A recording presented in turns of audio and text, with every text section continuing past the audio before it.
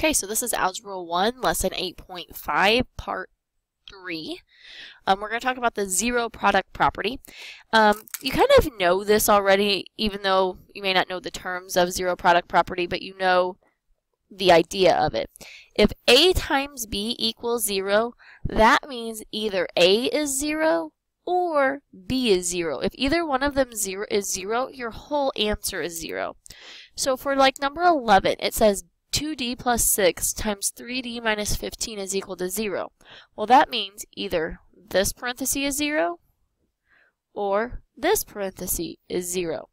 So to solve this, to figure out what makes these problems 0, that's what you want to know, what made this problem 0, you set 2d plus 6 equal to 0 and then solve it, and you set 3d minus 15 equal to 0 and solve it.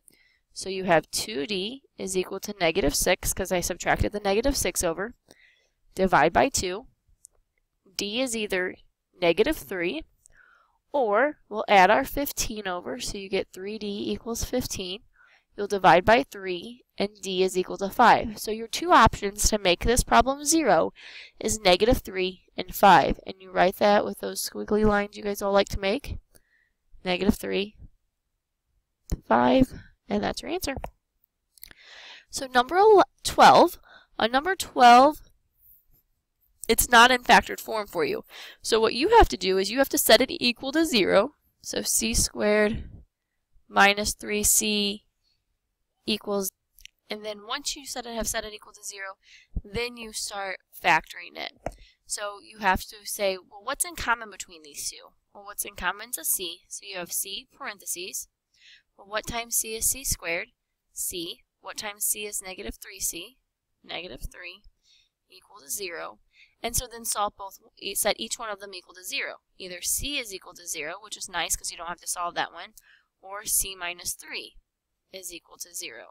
So what makes number 12 0 is either 0 or positive 3, because you have to add this 3 over, so c is equal to 3. Number 13, already factored for you. So you set it as, let me erase my work here. So it's already factored for you, so you set it as 3n equals 0 or n plus 2 equals 0. So either n equals 0, because if you divide both sides by 3, 0 divided by 3 is 0, or n equals negative 2, because you'll subtract the 2 over. So when you put your squiggly lines, you have negative 2, comma 0.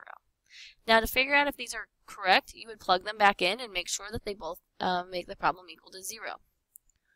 14 you need to factor. So you ask yourself, what's in common between 8b squared and negative 40b? And so that's an 8b. Then ask yourself, what times 8b gives you 8b squared? And that's b. What times 8b gives you negative 40b? That's minus 5. Then set each one equal to 0. 8b equals 0, and b minus 5 equals 0. So when we divide by 8, we either get b is equal to 0, and when we add 5 on this one, we get b is equal to 5. So on 14, our answer is 0, 5. And that's your answer for 14.